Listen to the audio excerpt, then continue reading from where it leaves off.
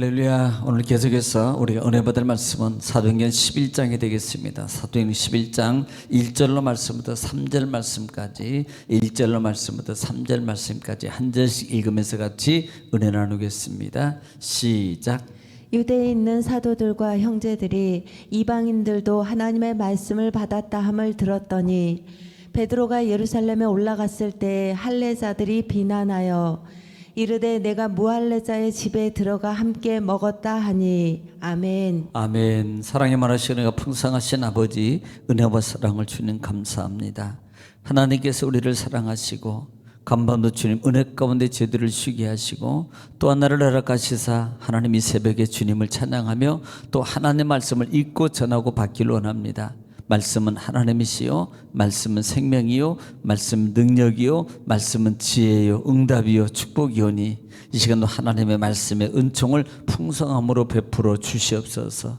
예수님의 이름으로 기도 올려옵나이다. 아멘. 할렐루야. 오늘도 하나님은 여전히 말씀을 통해서 우리에게 말씀하십니다. 그러므로 하나님 말씀을 받을 때 받는 마음의 자세가 중요한데요, 내가 하나님 앞에서 하나님의 음성을 듣는다는 자세로 경청하면 신명기 28장 1절로 14절 말씀, 내가 들어가도 복을 받고 나가도 복을 받고 내 소유가 복이 되고 너희 하는 모든 일이 다 형통하게 될 것이라는 말씀이 그대로 이룰 줄 믿습니다. 또 말씀이 또 선포될 때마다 우리가 입을 열어서 여러분 화답해야 될 말이 있습니다. 그 말은 아멘입니다. 아멘은 하나님께 영광을 돌린다는 의미고요, 또 아멘은 하나님의 말씀이 그대로 이룰 줄 믿습니다라는 신앙의 고백입니다. 또 아멘은 우리 마음의 기도의 소원이 담겨져 있습니다. 그러므로 말씀이 선포될 때마다 여러분 아멘으로 화답함으로 아멘의 은총을 여러분 누리는 여러분 되시기를 다시 한번 주의 이름으로 축원합니다. 자, 우리는 지금 계속해서 사도행전 말씀을 통해서 같이 은혜를 나누고 있습니다. 자, 10장을 마무리하고 이제는 11장에 들어왔는데요, 그래도 11장을 좀 정리를 해야 되겠죠. 우리가 다시 반복의 능력입니다. 자, 10장은 베드로의 순회 전도가 9장에서 시작됐어요. 하반기제. 그래서 순회 전도가 있을 때 어디에? 루다에서 누구를 고쳤어요? 애니야, 중풍병 환자. 그 다음에 어디로 가요? 요빠에 가서 다비다, 여제자라고 그랬어요. 여제자를 만나는데 그 여제자가 죽었을 때 살려내는 역사를 일으킵니다. 자, 그리고 그 다음에 이제 누가 등장해요? 이 고넬료가 등장합니다. 어디로 해? 가이사랴에 가니까 10장에 들어와서 이제는 가이사랴에 이제는 그 지역에 들어가는데 그곳에 고넬료가 등장해요. 자, 고넬료는 어떤 사람이세요? 하나님을 경외하고 또 말씀을 따라서 구제하기에 많은 사람을 구제하고 또 기도에 힘썼던 사람입니다. 그랬더니 하나님께서 환상 중에 고넬료에게 나타나서 요빠에 있는 베드로를 청해라고 말해요. 그리고 그대로 순종하게 됩니다. 여러분, 베드로에게만 나타나는 게 아니에요. 이 고넬료에게만 나타난 게 아니고 역시 그렇게 나타나신 하나님은 베드로에게 나타나셔서 음식을 가지고 야, 내가 거룩하고 깨끗하니까 먹어, 그렇게 말할 때 베드로는 거역합니다마는 내가 깨끗하고 거룩을 네가 왜 거역하느냐라는 이 세 번 속에서 다시 올라가게 되고, 그 다음에 그 마침 보낸 사람이 등장하게 될 때에 그 다음에 베드로가 나중에 어떻게 돼요? 깨달았어요. 하나님을 경외하고 하나님을 섬기는 자를 하나님이 받으신다라는 것을 알았다 이 말입니다. 자, 이것을 깨달았습니다. 자, 그리고 난 다음에 이제는 이 베드로가 말씀에 성령에 순종해서 어디로 갑니까? 고넬료 집에 가게 될 때 그 많은 무리들이 모여 있었어요. 그리고 그곳에서 말씀을 증거할 때 하나님의 성령의 역사가, 그 성령에서 어떤 성령이 초대교회 사도행전 2장의 1절로 4절에 일어났던 그와 같은 동일한 성령의 충만한 역사가 이 고넬료 가정에 모인 많은 무리들에게 임했습니다. 뭐 할 때? 말씀을 증거할 때. 거기는 기도할 때였어요. 이곳은 말씀을 들을 때라 이 말입니다. 자, 지금 기도하고 약속을 먹고 기도할 때 성령이 임했습니다마는 이 고넬료 과정에서 베드로가 선교할 때는 말씀만 선포했는데도 말씀을 들을 때 하나님의 성령의 충만한 역사가, 초대교회 불의 능력이 놀라운 역사가 이 고넬료 과정에 일어나더라. 즉 우리에게도 우리가 하나님 말씀을 들을 때 이와 같이 성령의 강력한 역사가 일어나게 된다라는 사실을 여러분 우리에게 보여주는 것이다 라고 말씀을 드렸습니다. 자, 그래서 그런 사건 이후에 뭐예요? 베드로가 동일하게 그들에게도 성령을 베풉니다. 세례를 베풀어요. 세례를 베푸는데 이 10장에서 보는 하나님의 은혜는 뭡니까? 우리의 편견을 벼르라.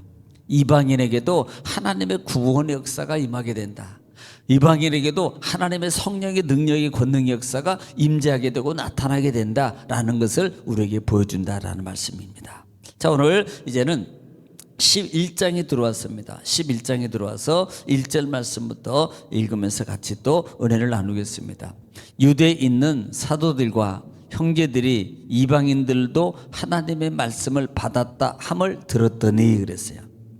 자, 이것은 어떤 얘기를 해요? 10장 우리가 45절부터 46절 말씀에 쭉 있었던 그와 같은 놀라운 일 아닙니까? 특별히 44절 같은 경우 보면은요, 44절에 한번 들어보실래요? 44절에 어떤 역사가 있었는가? 시작. 베드로가 이 말을 할 때 성령이 말씀 듣는 모든 사람에게 내려오시니. 예, 지금 그런 역사를 말하고요. 46절 말씀 볼게요. 시작. 이는 방언을 말하며 하나님 높임을 들음이러라. 예, 지금 성령이 임재했고 그 다음에 뭐예요? 그들이 각자 방언을 말하며 심지어 하나님을 높이다는 말이 뭐예요? 하나님을 찬미하다라는 말입니다. 하나님을 찬양하여. 자, 그런 성령의 역사가 지금 이렇게 일어났다는 소식을 누가 들어요? 예루살렘에 있는 유대인들이 듣는 겁니다. 형제들이 들어, 이런 일이 일어났다는 것을 지금 그들이 들었단 말이에요. 그러니까 지금 이 베드로는 어디로 돌아가요? 지금 예루살렘에 올라간 거예요. 그랬더니 2절 말씀에 베드로가 예루살렘에 올라갔을 때 할례자들이 비난하여 그랬습니다. 지금 베드로가 예루살렘 올라가니까 할례자들이 비난하여 그랬어요. 여러분, 이 할례자들이 누구예요? 할례자들은 유대인들입니다. 왜? 할례를 받았잖아요. 이건 율법주의자들이에요. 율법에 할례를 행하라 그랬고 아브라함 때, 그다음에 그 약속을 지켜서 대대로 계속해서 할례를 난지 8일만 되면 이 할례를 행해야 되거든요. 그래서 그들은요, 할례자들이라. 또 하나 이 특징 중에 뭐냐면 이 할례자들을 말하는 그 율법주의자들, 유대인들입니다만은 그 유대인들 중에서 어떻게 예수 그리스도를 믿고 개종한 자들입니다. 개종한 자들이. 그러니까 그런데 그럼에도 불구하고 유대주의적 사고가 그들 속에서 아직도 남아있는 겁니다. 사실 우리가 그런 경향이 많잖아요. 우리가 이제 예수 믿었어요. 그런데 아직도 보통 그 이제 지금도 그 어른들 같은 경우는 옛날에 그 이제 유교적 이제 이 관념이 있잖아요. 그러니까 예수 잘 믿는데도 저도 옛날에 그랬어요. 제가 문지방에 서 있으니까 야, 문지방에 내려와 이건 복달아난다 막 그러잖아요. 이제 이렇게 문지방에 올라가면 복달아난다 이런 유대적 개념에 있어서 미신적 개념이겠죠. 뭐예요. 그런 것 때문에 예수 믿는데도 그런 사상이 있는 겁니다. 마찬가지로 오늘 이 사람도 마찬가지예요. 그러니까 유대주의적 성향이 강한 사람인데, 예, 이 바리새파 사람들로 예루살렘 박해시, 그러니까 예루살렘에 성령이 임하고 그 다음에 그때 스데반이 죽은 이후에 더 박해가 심해졌잖아요. 그러니까 그때 유대에서 이제 디아스포라 그때 흩어지잖아요. 각 지역으로. 그러다가 다시 예루살렘으로 다시 귀환한 이제 헬라적 어떤 문화를 좀 이렇게 좀 가지고 들어온 사람들입니다. 그러니까 이들이 지금 이 고넬료 과정에서 그런 일이 일어났다라는 소식을 소문이 막 퍼지잖아요. 이쪽에서 뭐 이때더라 뭐이 나타났다더라 그러면 막 그 소문이 지금 어디까지 예루살렘까지 지금 펴져 있는 겁니다. 그러니까 그들이 그들 사고 중에 뭐예요? 이방인하고 같게 하는 것은 이것은요 부정자예요. 절대 안 되는 겁니다. 아직도 그런 사고를 가지고 있는 거예요. 예, 그러니까 어떤 차별적 배타가 상당히 강한 사람이에요. 예, 아직도 율법적 프레임이 아직도 못 벗겨진 그와 같은 사람들을 말하는 겁니다. 그래서 이방인을 가까이 하는 것은 위법이라고 이렇게 율법을 어기는 거라고 이렇게 생각하고 레위기적 사고를 가지고 있는 개종한 유대주의자들을 말한다 이 말이에요. 그들이 뭐예요? 할례자들이라고 말하고 비난합니다. 우리가 보통 그 바울 서신에 보면은 야 무할례자냐 할례자냐 요것 때문에도 상당히 논쟁이 많잖아요.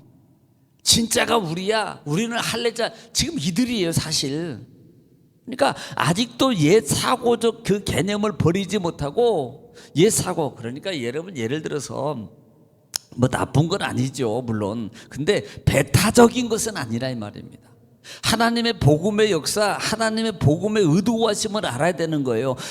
복음은 그들까지도 수용하는 게 하나님의 뜻입니다. 십자가의 죽음이었거든요. 그런데 이들은요, 오직 자기 중심입니다. 자기가 유대인, 자기가 율법이고 예수를 믿었어도, 그리스도로 개종을 했어도 아직도 그런 사고를 버리지 못하고 자기 우월적 어떤 그런 하나님의 의도하심, 하나님의 사랑의 십자가의 의도하심은 생각하지 아니하고 오직 자기들만 위해서 자기들만 이렇게 생각하고 살아가는 그런 신앙의 사람들을 가리킨단 말이에요. 여러분, 우리가 신앙생활하면서 조심해야 될 것 중에 하나 바로 겁니다. 우리가요, 보통 이제 많은 신앙에 이제 예수를 믿고 처음으로 믿고 이렇게 이제 신앙생활을 하려고 왔던 사람들이 공통적으로 말하는 사항 중에 하나가 뭔지 아십니까? 아, 교회 갔더니 세상에 나한테 인사도 안 하고 말도 안 하더라. 네, 그런 경향이 많다는 거예요. 그러니까 어떤 분들은요, 어느 교회 갔더니 세상에 전성도가 나한테 와서 부담은 가겠지, 사실. 그런데 그렇게 관심을 보이더래요. 근데 또 어느 교회 갔더니 세상에 어떤 분 몇 사람만 와가지고 이렇게 말하다라는 겁니다. 그러니까 우리가 이런 개념들도요, 우리가 잘 알아야 돼요. 그러니까 정말로 우리가 오면은 또 너무 지나치게 가족이 몇 명이냐 이렇게 물어보거나 이건 아니죠. 그러니까 내가 인사차례 잘 오셨습니다. 하나님 은혜로 은혜 많이 받으시고 이런 식으로 다 인사는 이렇게 하면요, 얼마나 따뜻하냐고요. 얼마나 따뜻하냐고요. 지가 알아서 하겠지, 이런 개념으로 하면 안 된다 이 말이에요. 너무나 우리는 이게 뭐냐면 아닌 것 같은데 자기 편견 속에서, 편애 속에서 있는 자기의 신앙의 모습이라는 말입니다. 하나님의 사랑은, 예수님의 사랑은요, 오히려 더 약한 자, 소외된 자, 처음된 자, 이런 자들에게 더 하나님의 사랑을 통해서 관심을 보여주는 게 이게 그리스도의 십자가라는 말입니다. 그래서 이런 자들을 오히려, 근데 오늘 본문에 할례자들은 이것을 통해서 누구를 비난해요? 베드로를 비난하는 겁니다. 베드로를 비난하고 있는 거예요. 자, 3절에 이르되 내가 무할의 자의 집에 들어가 함께 먹었다 하니, 그래요. 사실 지금 마지막 하반절 말씀에 특별히 한번 볼까요? 48절, 10장 48절 말씀에 세례를 베풀고 난 다음에 그랬더니 그들이 성령 받고 세례 받고 난 다음에 뭘 했어요? 48절에 시작.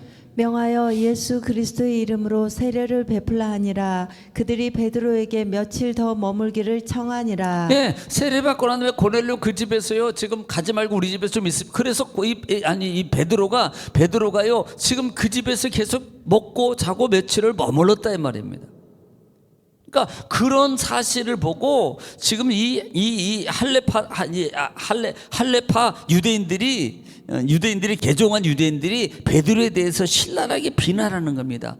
무할의 집에 들어가서 함께 먹었다며? 이런 거예요. 너 그러면 안 되잖아. 여러분 이와 같은 사건이 이 베드로에게만 있었던 거 아니에요. 마태복음 9장에 보면은, 우리가 마태복음 강의할 때 마태복음 9장에 보면은 여러분 중풍병자를 데려와 예수님이 그때 고쳐요. 한번 2장부터 9장 2절 보겠습니다. 9장 2절 보겠습니다. 시작.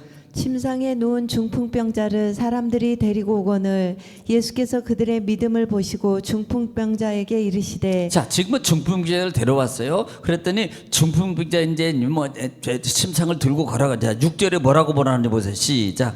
그러나 인자가 세상에서 죄를 사하는 권능이 있는 줄을 너희로 알게 하려 하노라 하시고 중풍병자에게 말씀하시되 일어나 내 침상을 가지고 집으로 가라 하시니. 자, 침상을 가지고 이런 병을 고치고 난 다음에 능력을 행하니까요, 여러분 거기는 많은 사람들이 어떻게 해서 와 대단하다, 전능하신 하나님 메시아인가 보다 그렇게 말하지 않겠어요? 그때 예수님께서 그 기적의 사건 이후에 9절에 보면은 누구를 부르냐면 세리 마태를 부르요.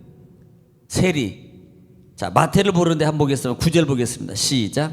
예수께서 그곳을 떠나 지나가시다가 마테라는 사람이 세관에 앉아 있는 것을 보시고 이르시되 나를 따르라 하시니 일어나 따르니라. 자, 따르니라. 그런데 따라가는 게 중요한 게 아니고 10절 시작. 예수께서 마태의 집에서 앉아 음식을 잡수실 때에 많은 세리와 죄인들이 와서 예수와 그의 제자들과 함께 앉았더니 자, 지금 세리의 집에 갔는데 그곳에요, 세리만 있는 게 아니라 많은 죄인들하고 모여요. 지금 같이 음식 먹는 거예요. 음식 먹는 겁니다. 그랬더니 11절에 시작. 바리새인들이 보고 그의 제자들에게 이르되 어찌하여 너희 선생은 세리와 죄인들과 함께 잡수시느냐. 예, 지금 세리하고 죄인하고 예수님이 식사하는 그 모습을 보고 비난하고 있는 겁니다. 그러니까 13절 말씀에, 여러분 13절 말씀에서 뭐라고 말해요? 예수님께서 시작. 너희는 가서 내가 긍휼을 원하고 제사를 원하지 아니하노라 하신 뜻이 무엇인지 배우라. 나는 의인을 부르러 온 것이 아니요 죄인을 부르러 왔노라 하시니라. 아멘. 바로 여기 있는 겁니다. 예수님이 오신 것은 의인을 부르러 온 게 아니에요. 그러니까 뭐 명예 있고 돈 많고 뭐 뻑적지고라고 막 이런 사람 부르는 게 아니고 약하고 소외되고 병들고 상처받고 이런 사람들을 부르러 예수님이 오셨다고 막. 그러면 우리는요, 우리도 그런 사람들에게, 그런 분들한테 더 관심을 가지고 주의 사랑으로 우리가 사랑을 나누고 이렇게 하는 게 당연한 겁니다. 이렇게 하는 게 십자가의 은혜와 사랑을 받은 은혜를 나누는 거예요. 알아서 하시겠죠가 아니라 이 말입니다. 우리는요, 이런 나의 편견적 신앙의 모습을 깨트려야 되는 거예요. 이것에 대해서 지금 개종한 할례파 이 개종한 자들, 유대인들이 지금 베드로에 대해서 지금 신랄하게 비난을 하고 있더라 이 말입니다. 네가 왜 거기에 들어가를 모르냐. 여러분, 우리는요 정말 이런 신앙적 어떤 개념, 예수님의 십자가의 은혜가 무엇인가를 바로 알아야 돼요. 그리고 그 은혜, 십자가 은혜를 우리가 삶 속에서 바로 적용하고 살아야 됩니다. 누구에게? 많은 분들에게. 우리가 나라는 프레임의 편견을 깨트려야 돼요. 나의 신앙의 관념의 고정관념의 틀을 날마다 깨트리고 진짜 십자가의 은혜와 능력이 어떻게 이해된 걸 우리는 알아야 되고 그것을 삶 속에서 실천하면서 우리가 살아가야 되는 겁니다. 이게 행동으로 옮기는 거예요. 이게 뭐예요? 제자입니다. 그리고 이게 우리의 삶의, 우리가 살아야 될 삶의 모형이고요, 모습이라 이 말입니다. 우리는요, 이런 모습을 정말 잘 신앙 가운데 실천하고 여러분 행동으로 옮겨서 많은 사람들이 여러분을 보고 아, 진짜 예수님 살아계셔, 아, 나도 예수님이 돼야지 라는 그런 마음과, 여러분 그런 마음을 일으킬 수 있는 복음의 참 증언자들, 전도자들이 되시기를, 삶의 증거자들이 되시기를 주의 이름으로 축원합니다. 오늘도 이 말씀을 배우고 나라 민족을 위해서, 가정과 가족을 위해서, 또 자녀와 직장을 위해서 문제를 계시 주원 부르시고 통성으로 하나님께 간절히 기도하겠습니다. 주여, 걸어가시고 자비로 은혜로우신 아버지, 은혜와 사랑을 주님 감사합니다. 아버지 wal라바 사라와 사스느라 칼라 사스느라 wal라바 주여